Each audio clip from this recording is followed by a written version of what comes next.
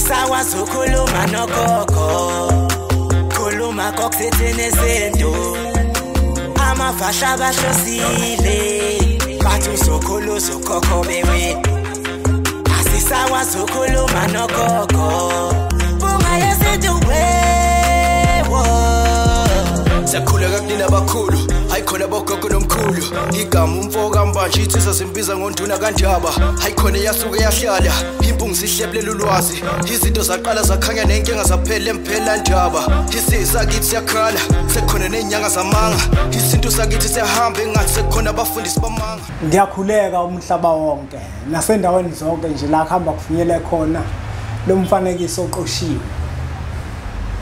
Ibizo lami ngumlekeleli umfoka mbanjwa ukhathini umagutshwa. Ngumshana wakofuze fulele omashiya amahle sengathi azoshumayela. Uyazi namuhla bafowethu ngiyimpunga yesintu ngifikele umuzwa ukuthi ake ngikhulume nabafowethu ikakhulukazi izinsizwa. Angizokhuluma kakhulu ngentombi, ngizokhuluma kakhulu ngeinsizwa. Kunensizwa ekesimene esifana nesami. Lensizwa ibiza isibongo sikayise kodwa ihlala komalume bayo. Ngifuna ukuzokhuluma nalabo bantu. Ubiza isibongo sikayise, umazisi wakhe ubhalwe isibongo sikayise, umatikuletsheni wakhe ubhalwe isibongo sikayise, izitifiketi zakhe zonke zezimfundo ephakeme zibhalwe isibongo sikayise. Inkampani yakhe ibhalwe isibongo sikayise. Umbhalo wencwadi, incwadi zakhe zonke zibhalwe isibongo sikayise. Uma kuthiwa umbhali kubhalwe igama lakhe nesibongo sikayise. Kodwa yonke lento anayo, inkampani anayo nomsebenzi wonke awenzayo uyisipho sabantu bakomalume bakhe. Kunomuntu onjalo, ibrand yakhe isibongo sikayise. Ake ngiyibeke kanjalo ngolimo oluthe ukuthi kancane. Isibongo sikayise nje lo muntu yonke into isibongo sikayise kwayena ubizwa ngesibongo sikayise mawuhlangana naye ukuthi wa ukhathini avume naye athi awu niyaphila banewethu. Ubizwa ngesibongo sikayise. Ngifuna ukuthi udwebele lapho ukuthi ubizwa ngesibongo sikayise kodwa usebenzisa umsamo wakomalume. Dwebela futhi lapho usebenzisa umsamo wakomalume. Mawufunda enye yencwadi esizilobile kwenziwe kwanogwaja omhlophe ugijima ehlungwini ukuthi kunomehluko phakathi kokubiza isibongo nokusebenzisa isibongo. Angikho ke lapho uyoyithenga incwadi ufunde umehluko. Ngenkathi lensizwa isibiza isibongo sikayise kodwa ihlala komalume. Nenhlanhla yayo inhlanhla yakomalume. Noma lento ngivele ngiyithathe ngiyibhekise kumina. Umuntu obeseyithatha yena ayibuke eseyiqhathanisa nesimo mina engikuso njengempunga yesintu. Mina kusukela kumazisi kubhalwe isibongo sika baba umbanjwa. Kodwa yonke into enginayo isuka komalume bami kofuze. Yonke into enginayo ngiphiwa amathonga kofuze. Ngisho umakoti ongiganile uyisipho sakomalume. Kwafika isalukwazi esizala umama entombini enganginazo ngoba mina ke ngangingenayo intombi eyodwa. Samkhomba kweziningi intombi lezi enganginazo. Sathi lalela ke intombi kufanele ikugane intombi enje nayi le ohlangane nawo ngosuku oluthile iyona ke intombi yokugana leyo.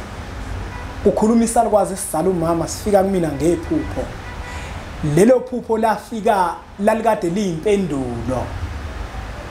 Ngelinye ilanga ngahamba komalume ngayesibayeni ngafike ngaguqa. Ngathi bofuze fulele bomashiya amahle ngathi azoshumayela. Ngikhuleka kunina amakhehla amakhulu. Nginesifiso sokuthi ngiganwe. Kodwa entombini enginazo ngicela ningikhethele ngaba umfazi ongangigani. ngaloko nsizwa kithi ngiqonda ukukutshela ukuthi umfazi mawufuna ukuganwa uyamcela kubantu abadala. Awuthatha umfazi othandwa uwena, kodwa uthatha umfazi othandwa abantu abadala bakini, ukuze ezothi noma efika phakathi kwegceke lomuzi wakini kufike kumfanele ukube emagcekeni akini. Angikho kodwa lapho sobuya sikukhulume lokho ukuthi yiphi indlela yokucela, enye yazo le mina engacela ngayo, ngafika ngaguqa esibayeni, ngakhumula izicathula ngangangena nazo, ngoba isicathula singene esibayeni, awukwazi ukukhuluma esibayeni ufake iquzu, awukwazi ukwenza lokho. Nangempela makhamba isikhathi safika isalukwazi esizala umama, sangikhombisa umakoti, sathi nangu umakoti. Kodwa zonke into zami zibhalwe umbanjwa, kodwa isisekelo sami sikomalume bami. Mawubuka nje kuthi umlekeleli umfoka mbanjwa, kodwa ngisekeleke komalume. Umbuzo khona ke nabantu abazibuza wona uthi, njengoba mina ngibiza isibongo sika baba, izitifiketi zami zonke zemfundo zibiza isibongo sika baba, kodwa mina ngibe ngisekeleke komalume, kufanele yini ngizishintshe mazisi izitifiketi? Hawa mina ngeke ngibe naso leso sikhathi leso. Hayi, sokuthi sengingashintsha yonke into manje, ungayenzi leyo nto.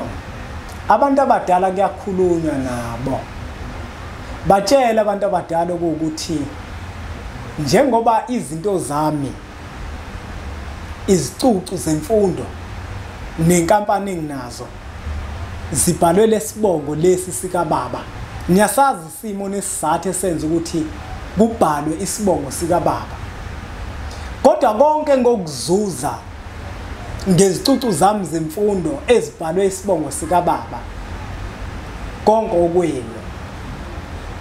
Mawufunda indlela yesintu kuthiwa amathongo makuzofika umuntu ayahlala phansi akhe isivumelwano esithile sokuthi somsebenzisi ukhabazela ukuthola ingane lekhaya. Kunengane entombazane kwaba yicala mayithola umntwana phakathi kwegceke, kodwa kwakuyinhloso yabantu abadala ukuthi kusasa bayazibona ukuthi bokwenzani ngaleyo ngane. Manje na ke mawuzobiza isibongo sika baba lona bamsebenzisa, ayikho inkinga ukubiza isibongo, akunayo inkinga ukubiza isibongo, kodwa inkinga isuka uma ususebenzisa isibongo usuzibandakanya nezinto zomsamo wakhona, iyasuka ke inkinga lapho. Engisho ukuthi ke kuwena nsizwa yakithi, mawubiza isibongo sika yihlo ayikho inkinga lapho.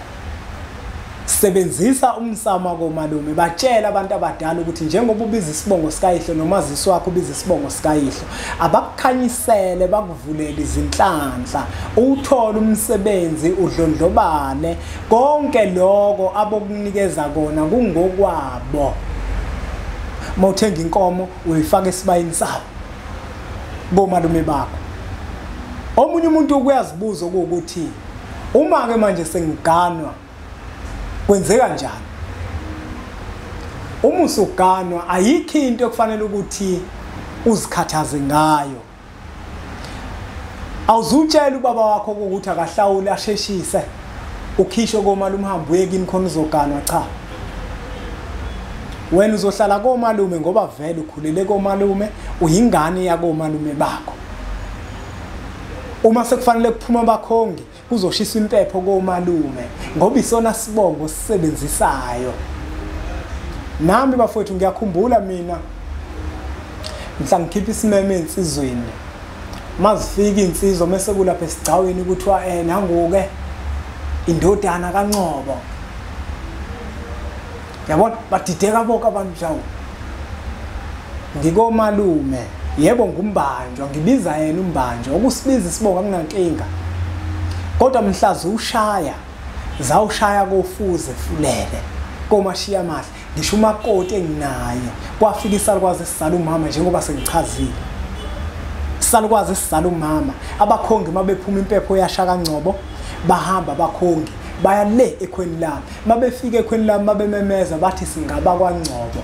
Angeke abakhongi bamemeze ngesibongo osibizayo. Uma sebefikile futhi bofike bachaze okukuthi njengoba sila sisuka thina kwaSibanibani umshana wethu lo yebo yena ubiza isibongo sakwabani kodwa njengoba sizokwenza lobuhlobo zonke ingxoxo esozixoxa asisiphathi isibongo sakhe lesibongo lesasibiza asisiphathi isibongo enosebenzisa nisebenzisa lesibongo lesi sakomalume bakhe ufika isikhathi umakoti bakulethele komalume bakho isibongo sakini lapha sisakhulunywa indaba esibongo sakini ngoba njengamanje uzokhisha umakoti kufanele kukhulunywe ngesibongo sakomalume la ezokhishelwa asiwe khona nalezo fika amukelwe khona inyongo ezomthela uzothelwa inyongo yakomalume bakho ekuyisona sibongo osisebenzisayo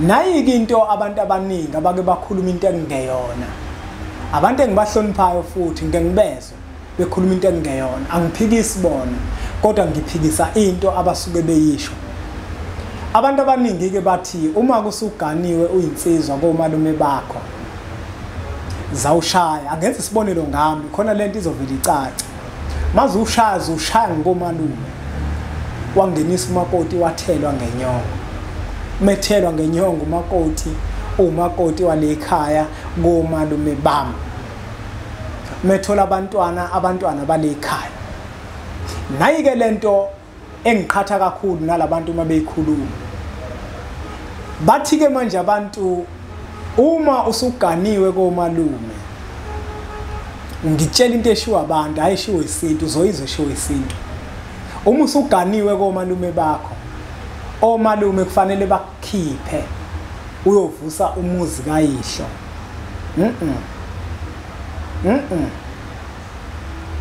asingaqhatha abantu nabantu abadala yabona mina umuzi engiwuvusayo mina komanje umuzi kaMdumo umkhulu wami uma ngibika ngenkathi ngiqala ngibekwa enxiweni ekhaya ngisho ngithi cha bomalume ngicela manje ukuthi ngelule igceke yasho impepho ngababikela ngathi bomkhulu mafuza amakhulu bomapholo bomashiya amahlangathi azoshumayela hayi labe sikhona iyona ndawo yenu le engizonakhela kuyo iyona ndawo engizokwelula kuyo engizonakhela kuyona umuzi awu yebona ngathi mangifika ehashini sekufanele ngibuye ngize ngapha ngifika khona isithwala mbiza esibrown awungasho ngathi awusuka madoda ofuze bezwile ngathi mangisuka sagxuma sangena ngewindi sahlala la ku dashboard ngahamba nazo ngazofika la kwelika banana bengikhombisa ukuthi lento ekade ngisho bayizwile futhi bayithakaselela uma uyinsizwa uzalelwe komalume wakhulelwa komalume waganwa komalume uma usuphuma inxiwa uyovusa umuzi wakomalume bakho ululinxiwa la komalume awukwazi ukuthi uyokwakha umuzi kayihlo uyamazini uyihlo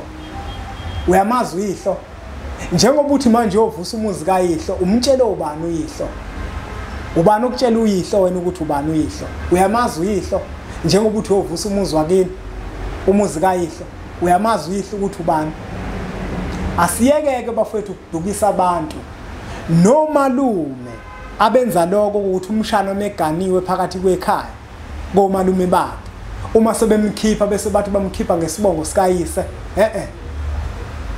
iphambene leyo nto bafethu ungaboyenza leyo uma uyinsizwa uganelwe komalume bakho uma usuphuma umuzi wakomalume bakho uvusa umuzi kamkhulu awumuzi kayihlo ayiphele lento ukuthi umuntu meganwe komalume bakho mase sekhishwa sekuthiwa hamba kwakho umuzi kayihlo ubani uyihlo uyamazini uyihlo hayi bafowethu angibuye ngiyiqhube le izoba no part 2 ngiyacela ukuthi niqhubeke nisubscribe ku channel yethu enkulu Impunga Yesintu TV siqhubeke sithatha imfanisi eqoshiwe sidlulisele kwabanye abantu ngoba nakubona izoba usizo olukhulu omunye umuntu uzozibuza ukuthi Impunga Yesintu avele ivala kalula kangaka lento ngishawa ibattery bafowethu angifuni ukuthi kuze konakale konke asibuye siqhubeke bafowethu izofika nengxenye yesibili ake sithi ke nje impunga